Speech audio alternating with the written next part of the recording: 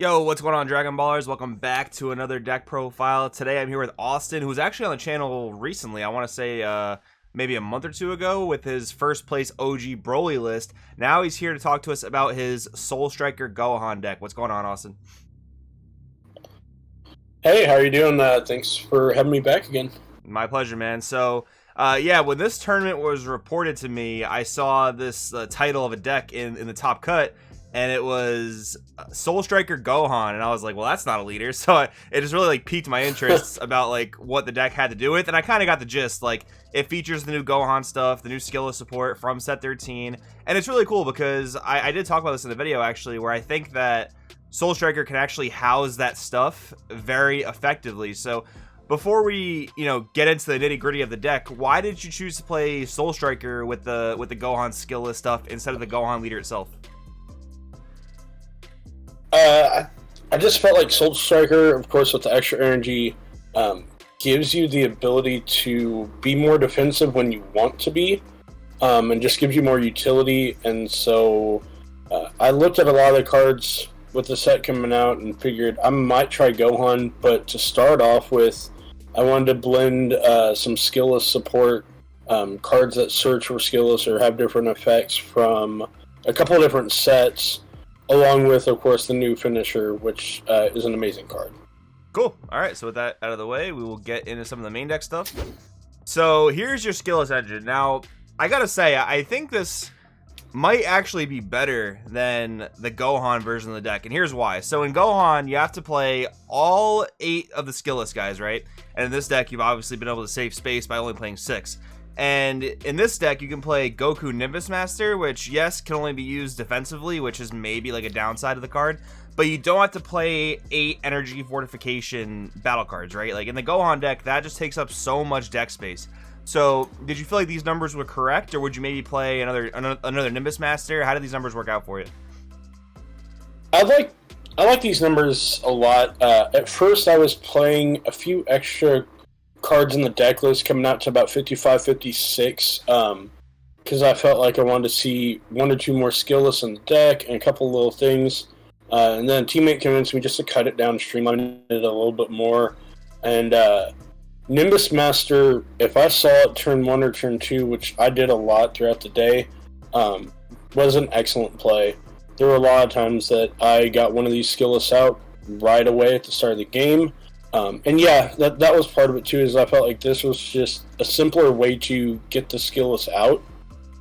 Or if I had to, of course, with Soul Striker, you're not afraid once you awaken to just cast 1 for 2, get your energy back, and then chain your plays from there. Gotcha. Yeah, that could definitely be a valid play if you need to for that situation. But yeah, I think Nimbus Master is a super solid way to get this engine going. And then for some of our other cards, we have Son Goku Path to Power. So it's kind of interesting how this card hasn't really seen much play at all since it came out, but this is the perfect strategy to play it in, right? So for 2 energy, if your leader's a Saiyan, which obviously Soul Striker is, and Soul Striker can untap that 2 energy you use, you get to play this card and a skillless from your drop area. So another way to get your skillless out onto the board. How did this card perform for you? Do you feel like 2 is the right number, maybe 3, or maybe it wasn't that good at all? What do you think? I really like the card. I think 2 is the right number, just because at times you might not have the skillless in your drop, or of course if you want to overwhelm, then you're possibly overwhelming out 1 or 2 skillless. But of course, again, with Soul Striker, the extra energy, I got it off pretty regularly throughout the day if I saw it, and I think it just surprised a lot of people. I've had a lot of people recently, the little bit of testing I did with this in locals, be surprised with the card and go, oh, I thought it was a Black Saiyan card for the leader effect, right, or for the leader requirement. No, I think it's just an amazing support card for any deck that runs a skillless chain or skillless plays.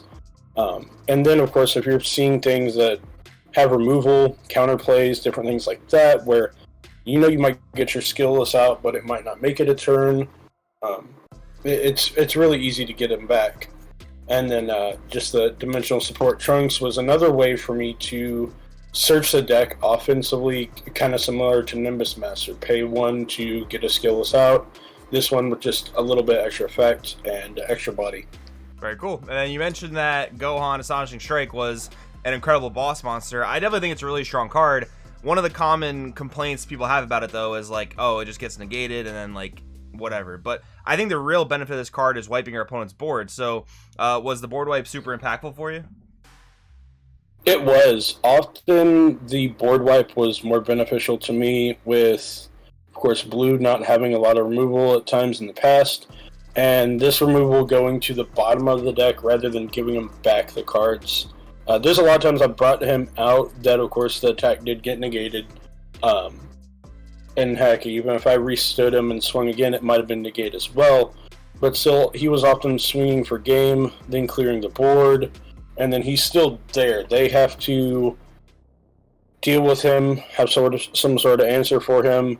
Being a 10 cost, he doesn't get hit by 10 costs with deflect. He really doesn't get hit by just about any of the counterplays or the main counterplays that most people are mainboarding. And then, like I said, they have to deal with him. There were a couple of times that I might have not won the game with him the turn I brought him out, but I changed the tide of the game, and then the next turn, either he won the game or just presence won the game. Yeah, that definitely makes a ton of sense to me. That's definitely how I can see it going down. And then for the Unison lineup, you're playing 3 Baby and 3 Gogeta. So I think a lot of people would say that Baby is possibly the better card than Gogeta. I think a lot of people would say that. Why'd you go with a 3-3 split instead of 4 Baby and maybe like 2 Gogetas? That was what I was going with at first, and I have a teammate we were both kind of playing a version of this deck, and he loves the Gogeta Unison a lot more with it. And in a little bit of playtesting lately, I started to like it a little bit more as well. Just the dual attack, be a little bit more offensive depending on the matchup, and then do the -1 if you wanted to bring out a skill list for free from hand, and then chain your plays off from there. And then especially if you have a skill list or 2 on board, the effect of either they have to go through the Unison and use their attacks or effects on him or my board before they can do any damage to my leader. So sometimes that alone just saved me. It put pressure on them, got me a few swings in a turn, and then they would have to fight through my Unison, my board, rather than swinging at my leader. And of course, with Soul Striker, I could regularly awaken at 5, 6, 7 life. So it was just really beneficial. I love Baby if I'm playing anything that I know is going to go mid-range to long game. But the Gogeta actually helped quite a few times against black matchups and quicker games, where I knew I might not see a turn 4, turn 5 unless I was lucky, or unless I was able to put pressure on them to limit what they can do. Very cool. Yeah, I do like that -1 a lot, actually. It definitely synergizes with the deck, so I think that's a really good reason to play 3 copies of the card as well. And then for the super combo lineup, why 2 Edge of Space and 2 Disciplined Warrior? What does Edge of Space bring to the deck? Edge of Space helped me a lot with turn 1 if I had a certain matchup where I thought I wanted a specific Unison, or I drew multiple Unisons, or need to charge a negate, an excellent utility card, or even say one of my Gohans on turn 1 because I wanted to keep most of the rest I had in hand, I would use Zeno. Of course, once you get to 5 mid-range game, depending on how the game went, to take back something. I used it a couple times throughout the day to take back a negate, take back maybe a counterplay if I had to, got really hard into a spot where I needed to charge something again that I don't want to. Or I did it quite a few times to chain, using this, bringing an energy in that comes into active mode, and then using a Nimbus Master behind it, and comboing out of a big swing or a swing that I just didn't want to take, and getting the Nimbus Master effect when I was either tapped out or got to leave an extra energy up for a negate or anything else that might come on through that turn. Very cool. Yeah, the Nimbus Master combo, Edge of Space, definitely seems really, really solid. And then for some of our other battle cards, we have Gohan Unbelievable Might. Really solid card. Helps you deal with things like Invoker if you come across it. Any barrier threats that are low cost, this is really good for removing. Trunk's Unbelievable Might, essentially your high cost removal, right?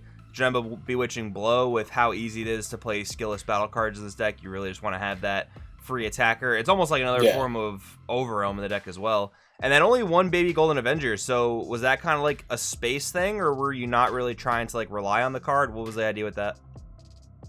That was trimming the deck down a little bit. At first I was playing 2, and then I noticed I really wasn't playing him a lot in this game, or in this deck, unless I saw a game where we were going to go long. So I just kind of went with, I almost put it completely in the side, but I ended up doing one in the main, one in the side. I think I only played one once throughout the day, and it really wasn't as much for the body and the attack. It was for the counterplay and then the bottom decking of something else. But I still think it's an amazing card for blue. Maybe not as effective in this deck, but it's one I felt like at least should be in the side if I didn't have it in the main. Very cool. And then for our defensive lineup, playing 4D Magic, 2 Dirty Burst. I love the fact that you're main decking this card. I think Dirty Burst is such a good blue negate that also operates as a counterplay against certain big battle cards like Fu Shrouded Mystery, Fu Dark Banisher, Celzino. I think it's a really incredible card. What were some of the main things you used this against? Throughout the day, hitting Celzino a couple of times with it. The Sin matchup, if you ever see Sin Shinron, I've done that a couple times in locals lately and frustrated guys with, of course, the big Sin cards being 8s and 9s, them not being able to swing for a turn. It just has great utility, and of course, again, with Soul Striker, you at times are able to leave yourself 2 or 3 energy up, or, Nimbus or Dimension Magic into one. It did a lot for me throughout the day, and if you really just have to, hey, it's a 1-cost negate.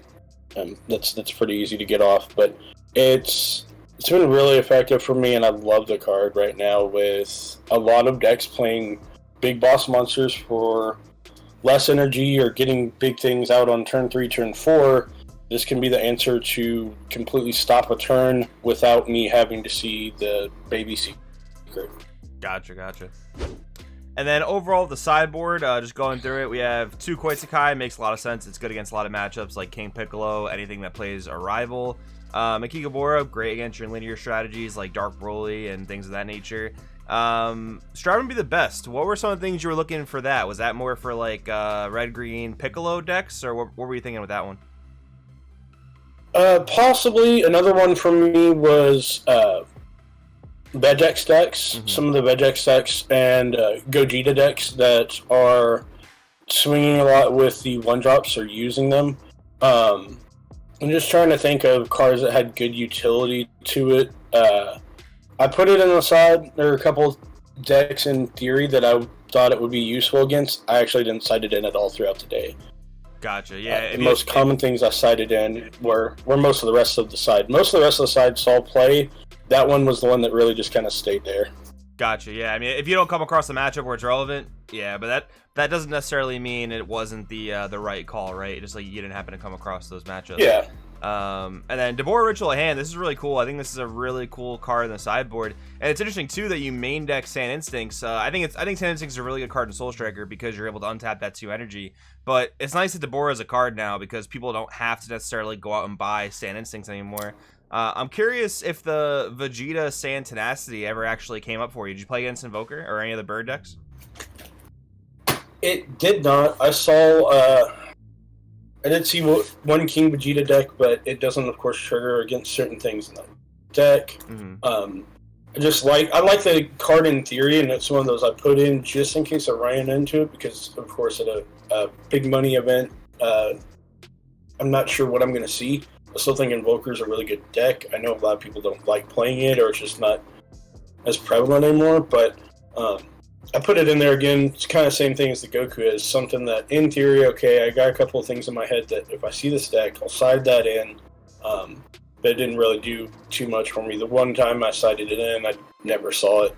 But the Deborah was the MVP of my one matchup in top 8 against a friend who was playing the Green Gotenks deck. and I got both of them off, and once got Dirty Burst and Deborah off on his Celzino play. Oh, so boy. stopped the Celzino and drew 3 cards out of it, and got a body on the board. Oh man, that's really so funny. that was kind of nasty and unexpected.